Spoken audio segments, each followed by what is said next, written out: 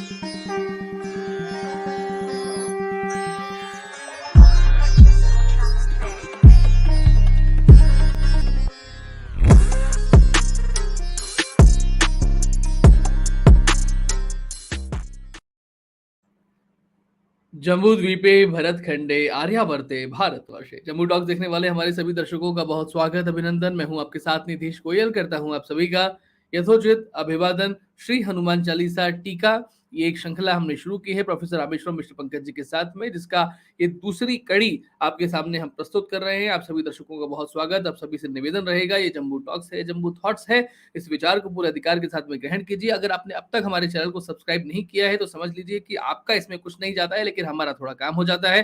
Subscribe करें, bell icon activate करें, जैसे जैसे ही वीडियो अपलोड हो आप तक पहुंच जाए, या लाइव हो रहे हो तो वो आप तक पहुंच जाए। लाइक और शेयर करना ये आपके लिए परम आवश्यक है। और अगर आप हमें सहयोग करना चाहते हैं तो मैंने पहले भी कहा था कि प्रबुद्ध सदस्य बनना आपके लिए ये बहुत जरूरी बात है, क्योंकि इस प्रबुद्ध सदस्य की कैटेगरी में आते ही आप हमसे डायरेक्टली जुड़ जाते हैं। और कंटेंट हमेशा के लिए फ्री है, हमेशा के लिए फ्री रहेगा भी, लेकिन जैसे ही आप इससे जुड़ते हैं तो हम जो बड़ी योजनाओं के साथ में 2023 में आगे बढ़ना चाहते हैं उसमें हमारे लिए एक बड़ा सहयोग हो जाएगा। और ये बहुत बड़ा नहीं है, 100 रुपए मासिक का मतलब 1100 रुपए वार्षिक धर्मांश हमने बहुत छोटा सा रखा है। ये आपसे निवेदन है और आप अवश्य इसे करें। और 2500 प्रबुद्ध सदस्यों का जो लक्ष्य हमने रखा है उसे पूरा करने में आप सहभागी हो रहे हैं या नहीं हो रहे हैं, ये अपने आप से पूछें। अगर आपको लगता है कि आप कुछ और बड़ा कर सकते हैं तो हमारे संरक्षक सदस्य आप बन सकते हैं, हमारे पैट्रॉन बन सकते हैं, जिसके माध्यम से कुछ और हम आपके साथ में जुड़ जाएंगे। ये धीरे धीरे करके आपको उसके बाद में पता चलेगा। मैं स्वागत करता हूं हमारे बीच पधारे हुए प्रोफेसर रामेश्वरम मिश्र पंकज जी। गुरु जी प्रणाम, कैसे हैं आप? नमस्कार, ठीक हूँ। जी गुरु जी। ठीक है। जम्मू टॉक्स के सभी अपने श्रोताओं और दर्शकों से फिर से आग्रह है, जैसा नीतीश जी ने कहा कि इसके प्रबुद्ध सदस्य अवश्य बनिए, तो उससे आपको भी लाभ होगा, हमें भी लाभ होगा कि आपसे सीधे बहुत सी बातें हो सकेंगी। प्रोफेसर कुसुमलता केडिया जी ने भी कहा है कि वो आपके सीधे संपर्क में रह के बहुत सी बात किया करेंगी। अगर आप, तो ये एक ज्ञान यज्ञ है, इसमें अवश्य सहभागी करें। अब प्रारंभ करते हैं श्री हनुमान चालीसा जी का भाग 2। अतुलित बलधामं हेम शैलाभदेहं तनुज्वन कृशानुं ज्ञानिनामग्रगण्यं सकल गुण निधानं वानराणाम् अधीशं रघुपति प्रिय भक्तं वात जातं नमामि।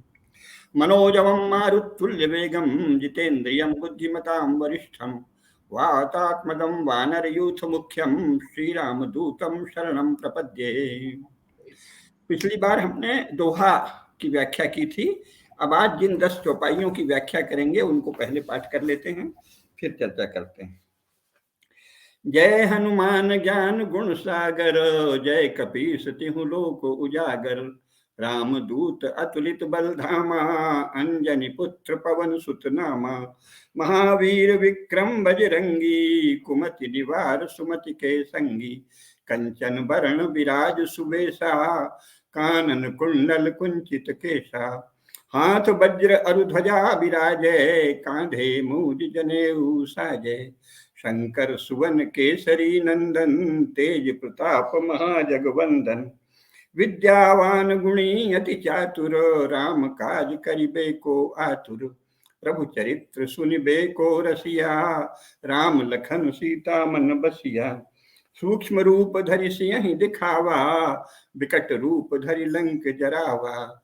भीम रूप धरि असुर सहारे, रामचंद्र के काज संवारे।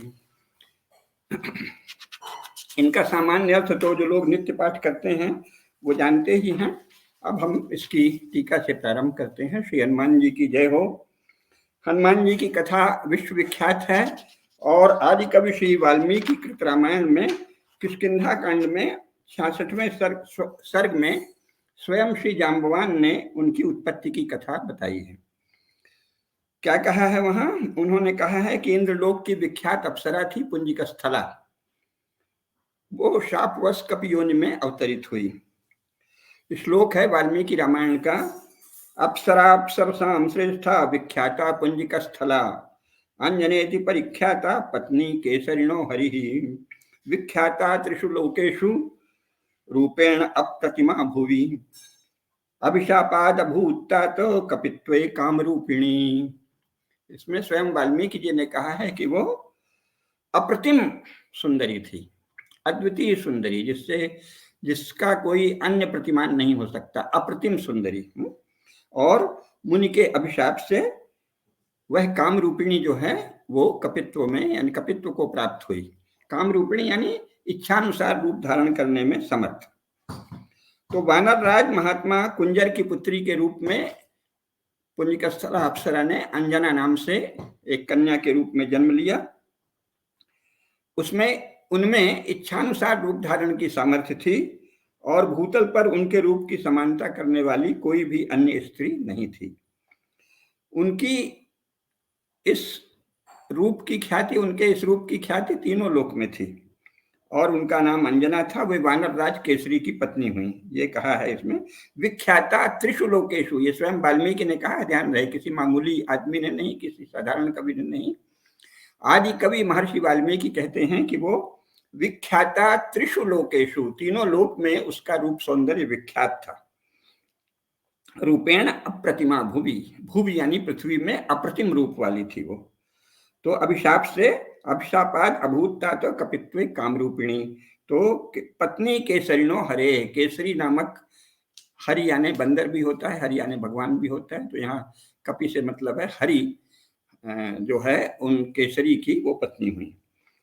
अब इसमें वाल्मीकि रामायण में ही आगे बताया है कि अंजना जो है वो उत्तम सती व्रत का पालन करने वाली नारी थी, लेकिन उनका जो अप्रतिम रूप था, एक दिन वायुदेव ने देखा। अब क्योंकि देवताओं की तो पहले से तय होता है कि क्या करना है क्या नहीं।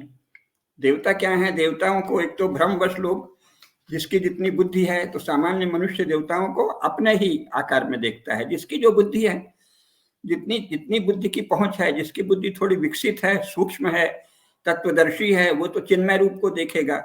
जिसकी स्थूल बुद्धि है वो तो देवता को, भगवान को, सबको बस मानव रूप में ही देख पाता है। और देवता और स्वयं प्रभु तो सर्व समर्थ है ना, तो वो जिस रूप में आप ध्यान करेंगे उस रूप में व्यक्त हो सकते हैं। मनोमय रूप, उनको तो सब प्रकार की सामर्थ्य है। लेकिन मूलतः देवता क्या है, चिन्मय और शुभावह शक्तियां हैं। चिन्मय शक्ति हैं और कल्याणकारी शक्ति हैं, वही देवता हैं। तो उनके किसी एक रूप से देवता कभी नहीं बंधे रह सकते। जो एक रूप से बंधे वो तो सीमित हो गया ना, तो चिन्मय नहीं है, वो तो फिर भौतिक हो गया। और देवता भौतिक वस्तु नहीं है, भौतिक व्यक्ति भी नहीं है, चिन्मय शक्तियां हैं। तो वो आपकी जो श्रद्धा है, अथवा बड़े बड़े साधकों ने, सिद्धों ने जिस रूप में उनका दर्शन किया है, वर्णन किया है, उसमें आप ध्यान करेंगे तो वो उस रूप में भी व्यक्त हो सकते हैं। लेकिन अन्य भी कोई भी रूप धारण करने में जो समर्थ हो वही देवता है।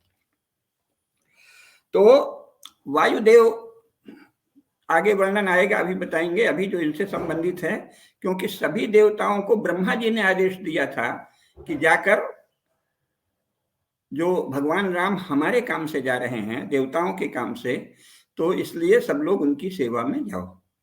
तो वहां जाके वानर भालू आदि रूप में आए। तो ये वस्तुतः कोई सामान्य जीव नहीं है, ये तो देवता ही है। इसलिए इनमें से हर एक में अद्वितीय सामर्थ्य है, अद्वितीय शक्ति है, दिव्य सामर्थ्य है, दिव्य शक्ति है।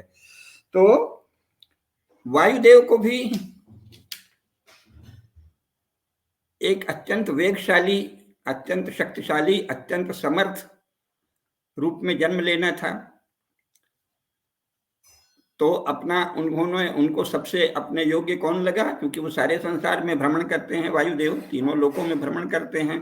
तो उनको जो अंजना जी हैं, जो पुण्यकस्थला अप्सरा से शापवश अंजना बनी थी, वो परम सुंदरी दिखी, तो उन्होंने उनको राग भाव से, प्रीति भाव से स्पर्श किया। अब चूंकि अंजना सती थी तो उन्हें उस स्पर्श से भी पता चल गया। वैसे भी साधारण मानवीय स्त्रियों को भी अगर कोई किस दृष्टि से देखता है, किस भाव से देखता है, ये अनुभूति हो जाती है, पता चल जाता है। अगर आप निर्दोष भाव से देखेंगे तो उन्हें अनुभूत हो जाएगा। अगर आपके मन में कुछ अन्य भाव है तो वो भी अनुभूत हो जाता है, अनुभव हो जाता है। तो फिर वो तो सती हैं और तीनों लोकों में विख्यात हैं, तो उनको अनुभव हो गया। तो उन्होंने कहा कि कौन है जो मेरे पातिव्रत्य को नष्ट करने की चेष्टा कर रहा है। ये वाल्मीकि रामायण में ही कथन है। तब इस पर वायुदेव ने सफाई दी, क्योंकि सती अगर नाराज हो जाए तो देवताओं का भी अनिष्ट हो सकता है, कम से कम तात्कालिक कोई अनिष्ट तो निश्चित हो सकता है, भले वो चिन्मय शक्ति हैं। लेकिन कोई उनको कष्ट हो सकता है, सती में वो शक्ति है। तो जब उन्होंने पूछा तो वायुदेव ने सफाई दी। जो सफाई दी वो वाल्मीकि रामायण में जो कहा है वही बता रहे हैं। वाल्मीकि रामायण में श्लोक है महर्षि वाल्मीकि का, अंजनायाः वचः श्रुत्वा मारुतः प्रत्यभाषत न त्वां हिंसामि शुश्रोणि मा भूत्ते मनसो भयम्। हे शुश्रोणि, हे परम सुंदरी, मैं कोई हिंसा नहीं कर रहा हूं, इसलिए मन में कोई भी भय मत करो। मनसास्मि गतो यत्त्वां परिष्वज्य यशस्विनी वीर्यवान बुद्धि संपन्न तौ पुत्रो भविष्यति। मैं तो तुम्हारा मानस स्पर्श कर रहा हूं, मानस रूप में ही तुमसे प्रीति व्यक्त कर रहा हूं, इसलिए कि जो तुम्हारा पुत्र होगा मेरे स्पर्श से, मेरे वरदान से, मेरे अंश से, वो वीर्यवान होगा, बुद्धि संपन्न होगा, ऐसी देवताओं की इच्छा है, योजना है। तो हे सुंदरी, मैं कोई हिंसा नहीं कर रहा हूं। अब यहाँ जो सबसे महत्वपूर्ण बात है उसकी ओर ध्यान देना चाहिए, क्योंकि वाल्मीकि रामायण एक तरह से शास्त्र है और उसके एक एक शब्द का, एक एक कथन का महत्व है। ये शास्त्रीय कथन है, इनका बहुत ही गंभीर और बहुत उच्च स्तरीय अर्थ हुआ करता है। तो पवन देव क्या कह रहे हैं, न त्वाम हिंसामि, हे सुंदरी, मैं कोई हिंसा नहीं करूंगा। अब यहाँ हिंसा की क्या बात है, क्योंकि इन दिनों क्या हुआ है, अंग्रेजी के अनुवाद के रूप में हर शब्द बोला जाता है। तो हिंसा माने लोग समझते हैं मार देना, किलिंग और नॉन किलिंग। नॉन किलिंग अहिंसा है और किलिंग हिंसा है, लेकिन भारतीय शास्त्रों में ऐसी कोई मूर्खतापूर्ण स्थूल बातें नहीं हैं। तो हिंसा क्या है, ये इससे स्पष्ट हो जाता है कि वायुदेव कह रहे हैं कि अंजना का जो पातिव्रत्य है, उस पातिव्रत्य को दूषित करने का, उस भाव को दूषित करना ही हिंसा है। तो वो कह रहे हैं कि नहीं, मैं तुम्हारे पातिव्रत्य को दूषित नहीं करूंगा। यहाँ जो कह रहे हैं पवन देव वो तो ठीक ही है, लेकिन जो मुख्य बात है उस पर ध्यान दें कि हिंसा का क्या अर्थ है, किसी की भावना को नष्ट करने का प्रयास। यहाँ शरीर से मतलब नहीं है, सारी बातें सूक्ष्म है। तो पातिव्रत्य के भाव का नाश करने की चेष्टा ही हिंसा है। तो हिंसा कोई बाहरी वध नहीं है कि मार दिया तो हिंसा है, नहीं मारा तो अहिंसा है, और ये हमारा शास्त्र सम्मत है। और ये बात 20वीं शती ईस्वी के प्रारंभ तक, पूर्वार्ध तक सबको पता थी, क्योंकि गांधी जी ने भी क्रिश्चियन पादरियों से, क्रिश्चियन मिशनरियों से वार्ता में इसको स्पष्ट किया था। क्या स्पष्ट किया था? उन्होंने पादरियों की सभा में कहा कि ये जो आप लोग एकांत में प्रार्थना करते हैं कि लॉर्ड और Jesus, the father of the Jesus, our lord, वो जो है पड़ोसी के मन में, अगर वो हिंदू है, मुसलमान है, यहूदी है, तो उसको हटाकर अपना प्रकाश फैला दो, जीसस का, क्रिश्चियनिटी का प्रकाश फैला दो। तो गांधी जी ने साफ कहा कि ये बहुत बड़ी हिंसा है। यदि आप किसी अन्य के विषय में चाहते हैं कि उसकी धर्मनिष्ठा, उसका भाव नष्ट हो जाए, केवल अकेले में आप प्रेयर भी कर रहे हैं, क्योंकि क्रिश्चियन लोग इसी को प्रेयर करते हैं। क्रिश्चियन प्रेयर का बड़ा टेढ़ा स्वरूप है। वो गांधी जी ने बारंबार स्पष्ट किया कि वो अकेले में प्रार्थना करते हैं, लेकिन प्रार्थना कितनी दूषित है कि वो जो है हमारा पड़ोसी, ऐसे करिए कि वो भी क्रिश्चियन हो जाए, ये तो पाप है। तो गांधी जी ने कहा कि ये हिंसा है। तुम दूसरे का धर्म बिगाड़ना चाहते हो, केवल प्रार्थना कर रहे हो हाथ जोड़ के, लेकिन ये प्रार्थना ही हिंसा है, क्योंकि तुम्हारे मन में ये भाव आ गया कि दूसरे का धर्म नष्ट हो जाए, दूसरे का सतीत्व नष्ट हो जाए, दूसरे का आदर्श नष्ट हो जाए, दूसरे का श्रेयस नष्ट हो जाए, दूसरे के जो श्रेष्ठ भाव हैं वो बदल जाए और वो हम में आ जाए, हमारे प्रति अनुरक्त हो जाए। अपने प्रति अनुरक्त होने के लिए दूसरे के मूल स्वभाव में परिवर्तन की कामना बहुत बड़ी हिंसा है। दूसरे के धर्म के परिवर्तन की इच्छा, कन्वर्जन की इच्छा, कि वो कन्वर्ट हो जाए, हिंदू से क्रिश्चियन बन जाए, मुसलमान से यहूदी से क्रिश्चियन बन जाए, ये आधारभूत हिंसा है।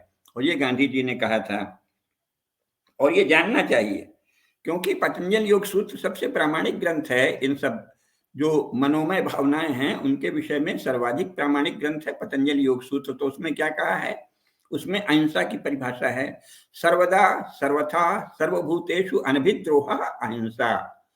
समस्त प्राणियों और समस्त महाभूतों यानी आकाश, पृथ्वी, जल, अग्नि आदि पंचभूतों के प्रति, पर्यावरण के प्रति, प्रकृति के प्रति द्रोह का अभाव ही अहिंसा है, और द्रोह का भाव हिंसा है। आपने सोचा कि हम इस पेड़ को अपने लिए काट लें, तो जितना आपको आवश्यक है हमारे यहाँ, इसीलिए जो परंपरागत संस्कारी लोग हैं वो अगर तुलसी का पत्ता भी तोड़ेंगे, कोई पेड़ भी काटेंगे, तो उसको हाथ जोड़ के पहले प्रणाम करते हैं कि मैं अपने लिए कर रहा हूँ। और उसमें ये भी निहित होता है मनोभाव कि बाद में इसकी पूर्ति करेंगे, पानी देंगे, कोई और वृक्षारोपण करेंगे, जो हम ले रहे हैं प्रकृति से वो यथाशक्ति अन्य रूपों में लौटाएंगे, सेवा करेंगे। तो इस प्रार्थना के साथ जब कोई वृक्ष का कोई लकड़ी भी लेते हैं, औषधि लेते हैं, फल लेते हैं, पत्ती लेते हैं तुलसी की, तो प्रार्थना की जाती है कि हे तुलसी माता, हम आपको ले रहे हैं, आपकी कुछ पत्तियां, हम पर कृपा करिए, आशीर्वाद बनाए रखिए। तो ये भाव है, तभी आप लेने के अधिकारी हैं। अगर आपने सोचा कि बस इस पेड़ को तो बस हम अपने पास रख लें, इसको काट लें, वो रख लें, तो ये जो लोभ है और दूसरी वस्तुओं के प्रति गृध्र दृष्टि है, जो ईशोपनिषद में कहा है ना, माँ गृधा कस्यचित् धनम, किसी के धन के प्रति गिद्ध दृष्टि मत रखो, गीज की तरह ताको मत कि ये मिल जाए तो हम इसको खा लें, जैसे कि वो कोई मांस का लोथड़ा है या वो कोई ऐसी चीज है कि बस हम हड़प लेंगे। तो गिद्ध दृष्टि नहीं रखना, प्रकृति के प्रति, दूसरे के धन के प्रति, दूसरे के भाव के प्रति, दूसरे के व्यक्तित्व के प्रति, दूसरे के शील के प्रति गिद्ध दृष्टि नहीं रखना, उसको कन्वर्ट करने की इच्छा या एक्सप्लॉइट करने की इच्छा, दोनों ही नहीं रखना, यही अहिंसा है। और दूसरे को कन्वर्ट करने की इच्छा बहुत बड़ी हिंसा है। तो सती अंजना है, तो इनका वो कह रहे हैं मैं आपके सतीत्व की को बदलना नहीं चाहता, आप सती बनी रहेंगी, क्योंकि ये देवता का स्पर्श है, इसलिए आप दूषित नहीं होंगी। देवता तो दिव्य सत्ता है, और दूषित कैसे होता है? दूषित तो प्रत्यक्ष किसी समागम या संपर्क से होता है, तो वो मैं नहीं करूंगा। तो वो क्या कहती हैं, जैसा मैंने श्लोक कहा, न त्वाम हिंसामि शुश्रोणि मा भूत्ते मनसो भयम। हे शुश्रोणि, न त्वाम हिंसामि, मैं हिंसा नहीं करूंगा, तुम्हारे पातिव्रत्य को भंग नहीं करूंगा, भय मत करो। मनसास्मि गतो यत्, मैं तो केवल मन से आपके प्रति प्रेम भाव रख रहा हूं, तो इसलिए चिंता मत करो। हे यशस्विनी, आपको बहुत ही वीरवान और बुद्धि संपन्न पुत्र होगा, क्योंकि देवताओं की यही योजना है, यही इच्छा है। तो ये जानना चाहिए कि तुम्हारे पातिव्रत्य को कोई चोट नहीं पहुंचेगी, कोई आघात नहीं पहुंचेगा। मैं तो सर्वव्यापी पवन देव हूं, और केवल मानसिक रूप से तुम्हें अपने लपेटा है, स्पर्श किया है, आलिंगन किया है, और देवताओं के स्पर्श से किसी व्रत का भंग नहीं होता, क्योंकि वे चिन्मय शक्तियां हैं, कोई भौतिक शरीर नहीं है। अतः वे इस मानस स्पर्श से भी गर्भ धारण करा सकते हैं, क्योंकि दिव्य है ना, कोई मनुष्य नहीं है, इसलिए इनको मनुष्य रूप में मत समझिए। कोई वायुदेव है, बड़ा सुंदर शरीर है, मनुष्य हैं आदि जो कल्पना करते हैं, वो स्थूल बुद्धि के लोग हैं, और उनको दिव्य शक्तियों का, चिन्मय शक्तियों का रहस्य ही ज्ञात नहीं है। तो खैर, तो इस मानस स्पर्श से अंजना के गर्भ में पवन देव का अंश प्रतिष्ठित हुआ, इसलिए वो पवन पुत्र हनुमान है, ये सही है। केसरी का क्षेत्र है। हमारे यहाँ शास्त्रों में बहुत विस्तार से विचार हुआ है ना, क्षेत्र किसका है, बीज किसका है। तो चूंकि वो केसरी की पत्नी है अंजना, तो क्षेत्र केसरी का है, और इस केसरी के क्षेत्र में पवन देव अपना पुत्र पद उत्पन्न करते हैं, तो वो पवन पुत्र भी हैं, केसरी नंदन भी हैं, और क्या हैं, और इसी तरह से रुद्र के अंश भी हैं, और शंकर सुवन भी हैं। इस पर अभी चर्चा करेंगे, शंकर सुवन केसरी नंदन। एक तो ये जानना चाहिए, जैसा महामति चाणक्य ने कहा है कि पिता भी, और चाणक्य ने या किसी भी महापुरुष जो हमारे यहाँ मनीषी रहे हैं, वो क्या कहते हैं, जो परंपरा से चला आया शास्त्र सम्मत कथन है, वो जो करे वही मान्य है, वही मनीषी है। जो अपने मन से कोई नए नए उद्गार करता है, शास्त्रों से जिस कथन की पुष्टि नहीं हो, उसको बोलने वाला बकवादी कहलाता है, प्रलापी कहलाता है ना, और वंचक कहलाता है। सदा शास्त्र सम्मत कथन करना ही मनीषी होने का, धर्मनिष्ठ होने का, सत्पुरुष होने का प्रमाण है। तो क्या कहते हैं चाणक्य, जनिता चोपनेता चा यस्तु विद्याम प्रयच्छति, अन्नदाता भयत्राता पंचैते पितर स्मृता। 5 प्रकार के पितर होते हैं, पिता होते हैं। जनिता, जो जनक है, पैदा करता है, जो यज्ञोपवीत करवाता है गुरु, और जो विद्या देता है, और जो अन्न देता है, और जो किसी भय से, अचानक महाभय हो, आपका जीवन संकट में हो और उससे रक्षा करे, इन 5 प्रकार के पिता होते हैं। तो जनक एक पिता है, यज्ञोपवीत कराने वाला भी पिता है, विद्यादाता भी पिता है, अन्नदाता भी पिता है और भयत्राता भी पिता है। यहाँ विद्या से मतलब है अपरा विद्या, अपरा विद्या देने वाला पिता है, जो संसार के विषय में ज्ञान देता है। अर्थशास्त्र, राजनीति शास्त्र, भौतिक शास्त्र, रसायन शास्त्र, जीव शास्त्र, अश्वशास्त्र, चिकित्सा शास्त्र आदि, वो सब पिता के तुल्य हैं। टीचर जिन्हें कहते हैं, अध्यापक जिन्हें कहते हैं, वो पिता है। गुरु अलग है, जो परा विद्या का ज्ञान देता है, जो आत्म विद्या का ज्ञान देता है, जीव की आत्मस्वरूपता को और ब्रह्म के यथार्थ स्वरूप को जानने संबंधी जो परा विद्या का ज्ञान देता है, जो परम ज्ञान है, मूल ज्ञान है, मूल तत्व का ज्ञान है, जिससे ये सृष्टि हुई है, उस तत्व का जो ज्ञान है, परमात्मा और जीवात्मा के विषय में जो ज्ञान देता है, वो गुरु है। टीचर गुरु नहीं है, टीचर पिता के सदृश सम्माननीय अध्यापक है। तो अध्यापक कौन है? जो अध्यापन करता है, परा विद्याओं का नहीं, अपरा विद्याओं का जो जानकारी देता है, ज्ञान देता है, वो पिता के सदृश है। और जो परा विद्या का ज्ञान देता है, आत्मा और ब्रह्म के स्वरूप का बोध कराता है, परम गुरु का, परमात्मा का बोध कराता है, वो गुरु है। तो ये भेद है। तो इस प्रकार भी पिता 5 हो सकते हैं, हर व्यक्ति के 5 से अधिक पिता भी हो सकते हैं। तो ये इसको जानना चाहिए कि हमारे शास्त्रों में जो कहा है उसका मूल अर्थ ये है। तो वो शंकर सुवन भी हैं, केसरी नंदन भी हैं और पवन पुत्र भी हैं। तो ये जानना चाहिए, है ना। और आपकी श्रद्धा है, आप चाहें तो शंकर सुवन कह लें, चाहें तो शंकर स्वयं कह लें। हालांकि शंकर स्वयं कहाँ से कहेंगे, जितने वास्तव में प्रामाणिक पाठ है उसमें शंकर सुवन ही आता है। तो अपनी श्रद्धानुसार आप शंकर स्वयं भी कह लें। मुख्य तो श्रद्धा, जिसकी श्रद्धा सच्ची है, जिसकी श्रद्धा सात्विक है, जिसकी श्रद्धा प्रामाणिक है, उसका कथन जो है वो किंचित भिन्न भी हो तो उसमें कोई दोष नहीं है, क्योंकि श्रद्धा सच्ची है। और अगर मन में कोई निरर्थक चतुराई है या कुछ और प्रयोजन है, किसी को प्रभावित करना है, नयापन दिखाना है, तो वो वंचक है। तो आप शंकर सुवन कहें, शंकर स्वयं कहें, आजकल चला है एक पाठ की शंकर स्वयं कहते हैं तो कहें, लेकिन स्वाभाविक रूप से जो परंपरा से चला आया प्रामाणिक पाठ है वो है शंकर सुवन। भगवान शंकर के पुत्र हैं और उसकी भी कथा है। अब यहाँ भी देखिए, मूल बात को जैसा मैंने कहा ना, बार बार स्मरण रखना चाहिए, क्योंकि फिर शंकर को भी समझ लिया। ऐसे तो जो मूर्ख लोग हैं उनकी तो तरह तरह की कहानियां हैं, बेचारों की जितनी बुद्धि है। तो अपने यहाँ चूंकि ये अध्यात्म के क्षेत्र में कोई तानाशाही, कोई मनमानी नहीं चलती। अगर आपने कुछ उटपटांग भी सोचा पर अनुचित या पापमय विचार नहीं हो तो लोग उस पर हंसते हैं। तो बहुत से लोग शंकर जी को तो गांजा गनेड़ी हैं, भांग खाते हैं, गांजा पीते हैं।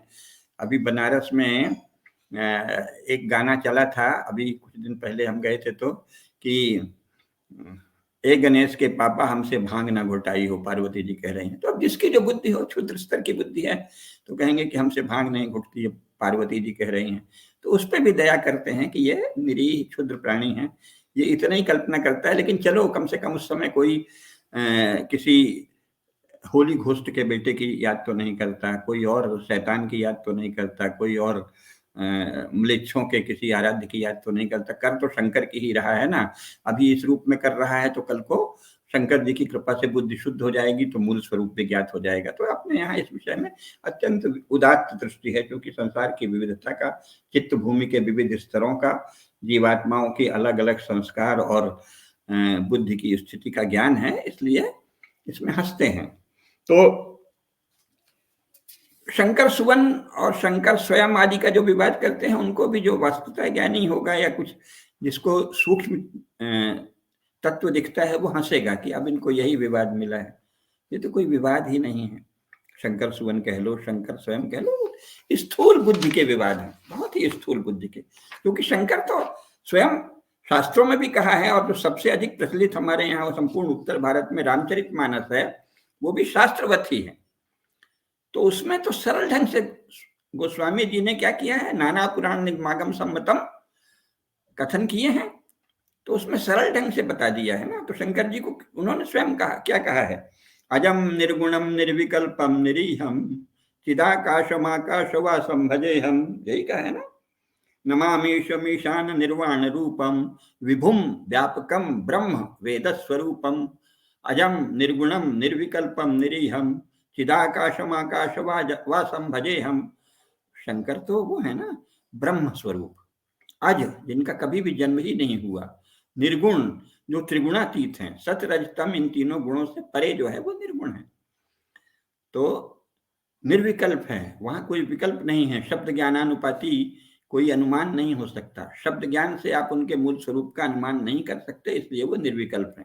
शब्द ज्ञान केवल संकेत कर सकते हैं दिव्य रूप का, कोई वास्तविक रूप उनका शब्द तक सीमित नहीं है। शब्द से ठीक से पूर्णतः व्यंजित भी नहीं किया जा सकता, इसलिए निर्विकल्प है।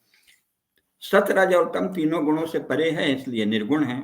अजम निर्गुणम निर्विकल्पम निरीहम, उनकी कोई ईहा नहीं है, कोई अपनी कामना नहीं है, तो वो संतान क्यों पैदा करेंगे अगर आप उस मूल रूप में जाएं तो ये दूसरे स्तर की बात है।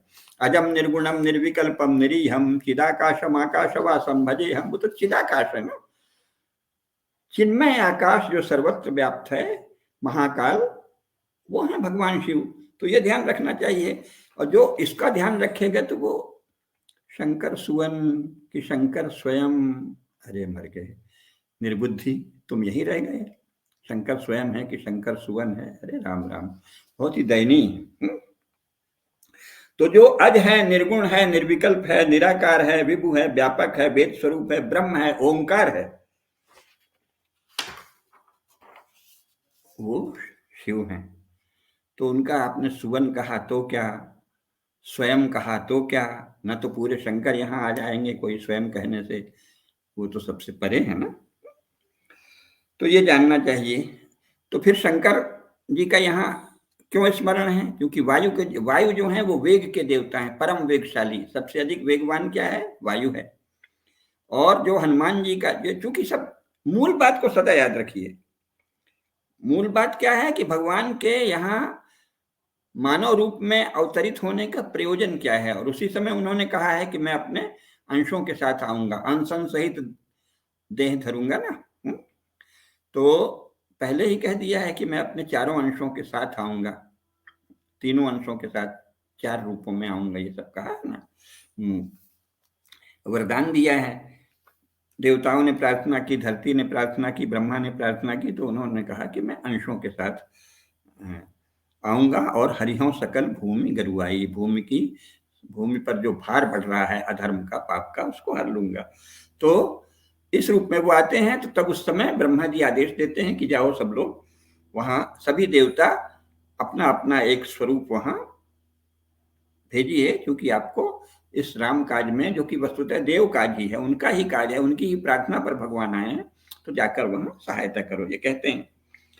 तो वायु का काम है वेग का, शक्ति का, बल का, लेकिन मूल काम क्या है, विध्वंस का काम है। इसलिए शंकर भी वहां आते हैं। तो भगवान शंकर विध्वंस के देवता हैं। जब महाविनाश करना होता है तब प्रभु की रुद्र शक्ति सक्रिय होती है। तो रावण के रूप में साक्षात अधर्म का महाविनाश आवश्यक है। ये विनाश रुद्र का ही कार्य है, शिव का ही कार्य है। इसलिए भगवान के सखा और सेवक के रूप में रुद्रावतार हुआ, रुद्र शंकर सुवन आए और राक्षसों का महाविनाश संपन्न हुआ।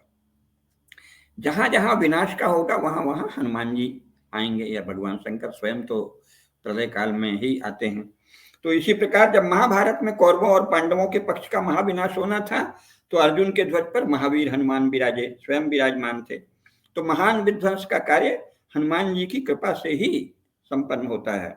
अधर्म के विनाश के इच्छुक को सदा हनुमान जी की उपासना करनी चाहिए। यह ध्यान रहे कि हनुमान जी का मुख्य बल क्या है, मुख्य रूप क्या है, अधर्म का विनाश ही हनुमत शक्ति है, हनुमत लीला है, हनुमत बल है। यहाँ हनुमान स्तुति में तुलसीदास जी का जो मैंने प्रारंभ में श्लोक पढ़ा उसको फिर याद कर लेते हैं। अतुलित बलधामम हेम शैलाभदेहम धनुजवन कृशानुम ज्ञानिनाम अग्रगण्यम सकल गुण निधानम वानराणाम मधीशम।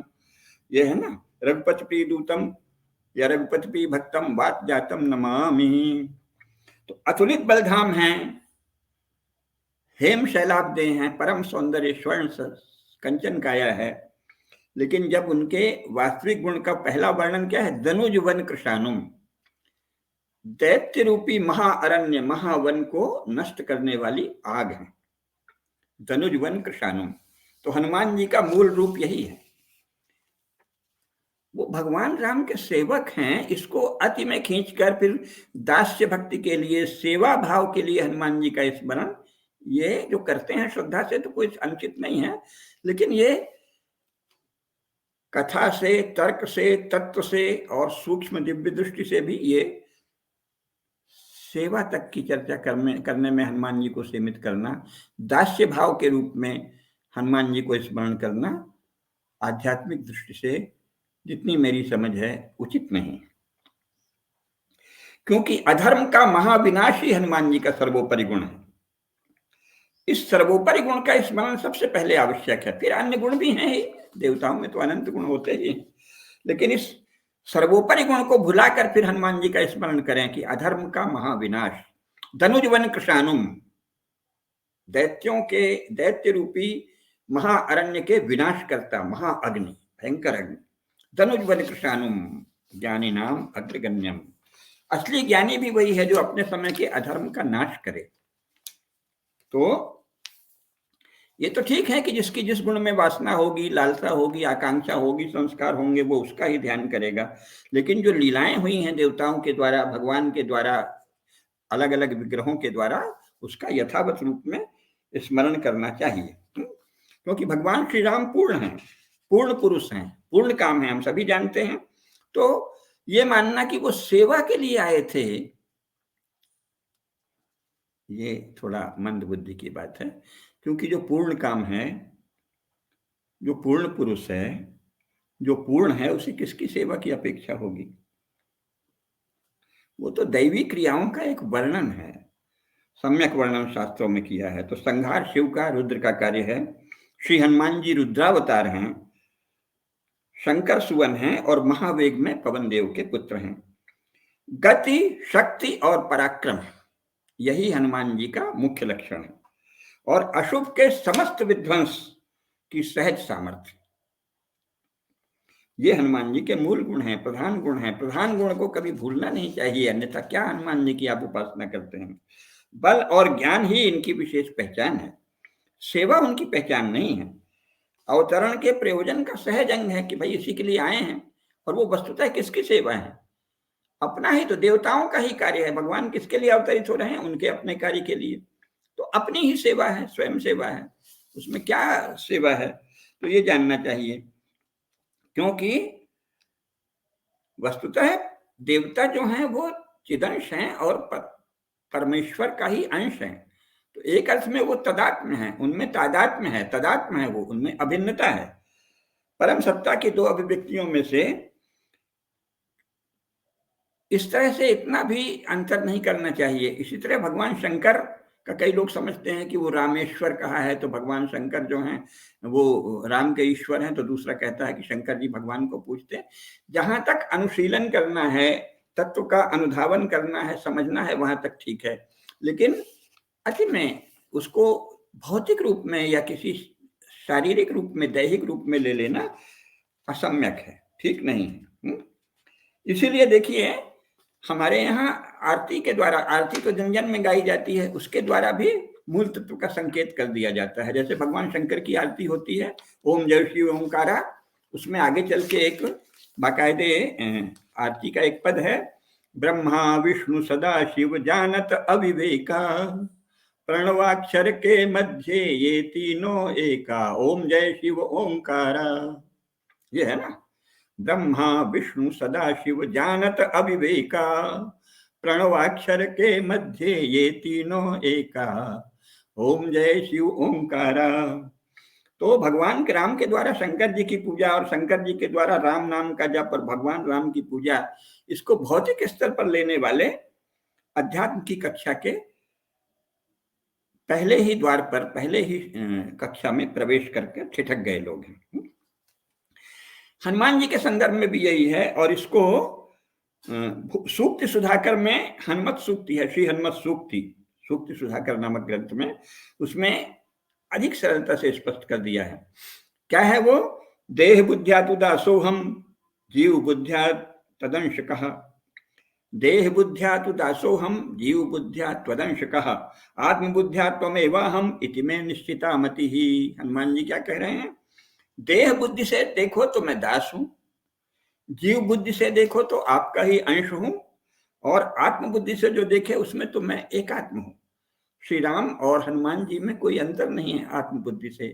जीव बुद्धि से वो उनके अंश हैं, और देह बुद्धि से उनके दास हैं। देह बुद्ध्या तु दासो हम, जीव बुद्ध्या त्वदंश कहा, आत्म बुद्ध्या त्वमेव हम इति में निश्चिता मति ही। तो ये जानना चाहिए कि सेवा या दास्य भाव भक्ति के प्रसंग में सर्वथा उचित है, परंतु तत्वतः है हनुमान जी ईश्वरीय कार्य के लिए अर्थात भगवान श्री राम के संकल्प की पूर्ति के लिए आए हैं, और ये देवताओं की प्रार्थना पर किया गया संकल्प था।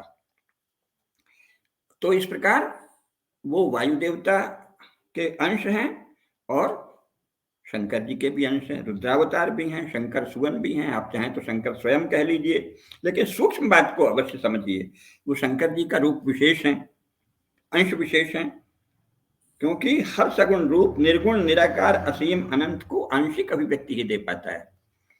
तो इनसे स्पष्ट है कि महान बल और वेग तथा विनाश की अतुलनीय शक्ति, यही हनुमान जी का मुख्य लक्षण है, और यही उनकी मुख्य पहचान है। अतः उनकी आराधना बल और धर्म की प्राप्ति के लिए ही करनी चाहिए, दास्य आदि के लिए नहीं।